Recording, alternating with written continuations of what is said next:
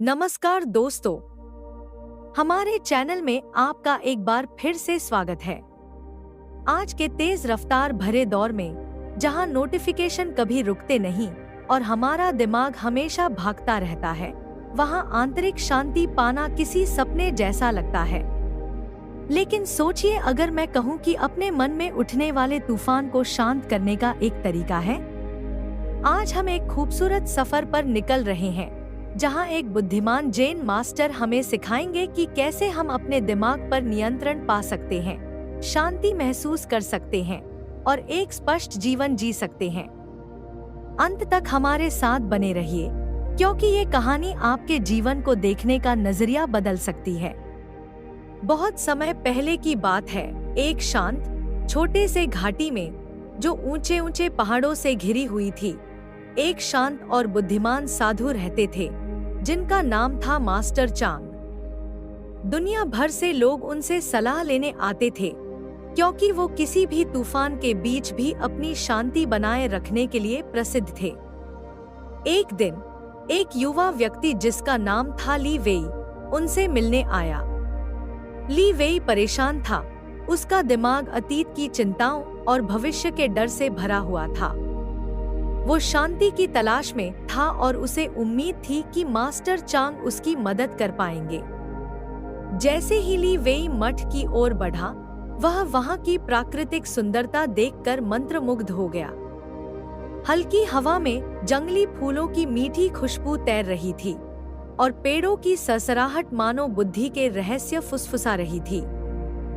उम्मीद से भरे दिल से ली वेई ने झुककर प्रणाम किया और पूछा, मास्टर, आप इस अराजक दुनिया में कैसे इतने शांत रहते हैं और अपने मन को कैसे नियंत्रित करते हैं? मास्टर चांग ने मुस्कुराते हुए उसे अपने पास बुलाया और एक विशाल पुराने ओक के पेड़ के नीचे बैठने का इशारा किया। वे बोले, ध्यान से सुनो प्रिय शिष्य, अपने दिमाग को नियंत्रित करना हवा को काबू में करने जैसा है। हवा तेज और अनियंत्रित हो सकती है, ठीक वैसे ही जैसे हमारे विचार। लेकिन धैर्य और अभ्यास से हम इस ताकत को सही दिशा दे सकते हैं। उन्होंने आगे कहा, कल्पना करो कि तुम्हारे विचार इस घाटी में बहने वाली हवाओं की तरह हैं। कभी वे तेज और भयानक होते हैं, तो कभी शांत और सुखद। रहस्य ये है कि उनसे लड़ना नहीं है, बस उन्हें एक मूक दर्शक की तरह देखना है। ली वेई जिज्ञासु हुआ। उसने पूछा, लेकिन मास्टर, जब मन में तूफान मचा हो, तो हम कैसे शांत दर्शक बन सकते हैं? मास्टर चांग ने समझदारी से सिर हिलाया और जवाब दिया, अपने श्वास पर ध्यान केंद्रित करके शुरू करो। जब तुम सांस अंदर लो, तो पूरी तरह से उसके प्रति सजग रहो। जब तुम सांस बाहर छोड़ो, तब भी पूरी तरह से उपस्थित रहो। तुम्हारी सांस तुम्हारा लंगर है, जो हर बार तुम्हें वर्तमान क्षण में वापस लाएगा। मास्टर चांग ने गहरी और धीमी सांसें लेकर उदाहरण दिया। ली वेई ने भी उनका अनुसरण किया और जैसे जैसे वे एक साथ सांस ले रहे थे, ली वेई के भीतर शांति की एक नई लहर बहने लगी। मास्टर चांग ने शांत स्वर में कहा, अब जब तुम सांस ले रहे हो, तो अपने विचारों को बस आते जाते देखो। कुछ विचार तेज और जोरदार होंगे, तो कुछ शांति से गुजर जाएंगे।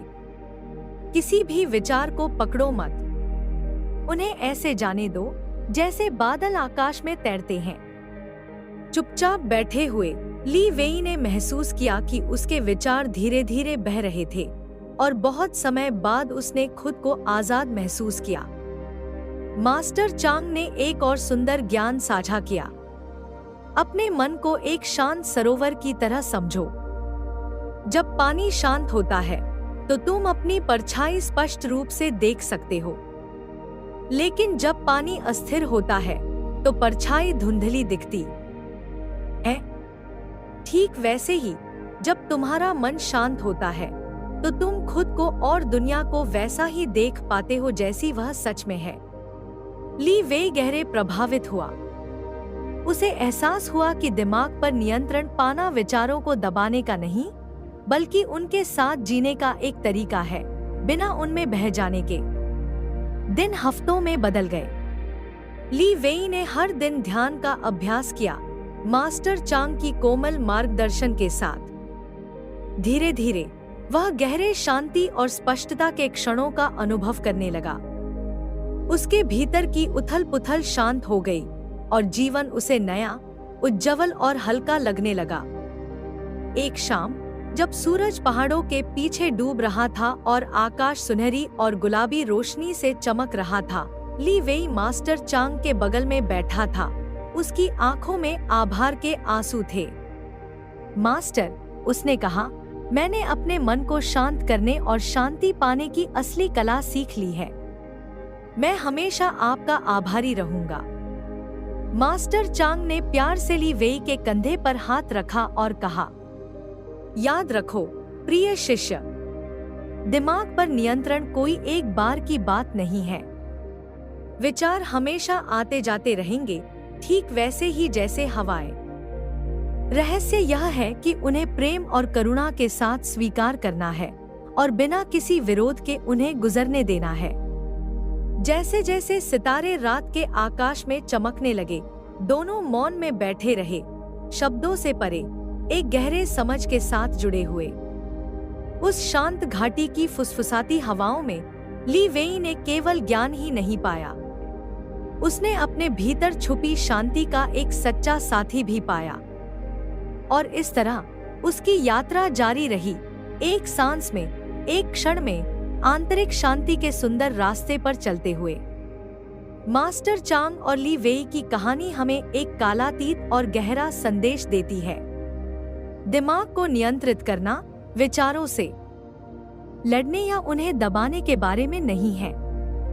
यह करुणा के साथ उन्हें स्वीकार करने और अराजकता के बीच भी उपस्थित रहने की कला है। आज की व्यस्त दुनिया में, जहां हम हर समय विचारों और बाहरी ध्यान भंग करने वालों से घिरे रहते हैं, माइंडफुलनेस का अभ्यास, बस अपनी सांस पर ध्यान देना और अपने विचारों को बिना जज किए देखना, हमें हमारे भीतर एक शांत केंद्र खोजने में मदद कर सकता है। एक ऐसी जगह जो बाहर की हलचल से अछूती है। जैसे शांत सरोवर आकाश को स्पष्ट रूप से दिखाता है, वैसे ही एक शांत मन जीवन की सुंदरता को वैसा ही दिखाता है जैसा वह वास्तव में है। याद रखो, आंतरिक शांति की यात्रा कोई दौड़ नहीं है, यह एक सतत अभ्यास है, एक सांस में, एक क्षण में। अगर आपको यह कहानी प्रेरणादायक लगी हो तो वीडियो को लाइक करें, शेयर करें और ऐसे और सुंदर सबक पाने के लिए हमारे चैनल को सब्सक्राइब करना न भूलें। और कमेंट्स में बताइए, आप आज से अपनी जिंदगी में शांति लाने के लिए कौन सी एक छोटी आदत शुरू करेंगे। यहाँ आने के लिए धन्यवाद और अगली बार तक मुस्कुराते रहिए और अपनी रोशनी बिखेरते रहिए।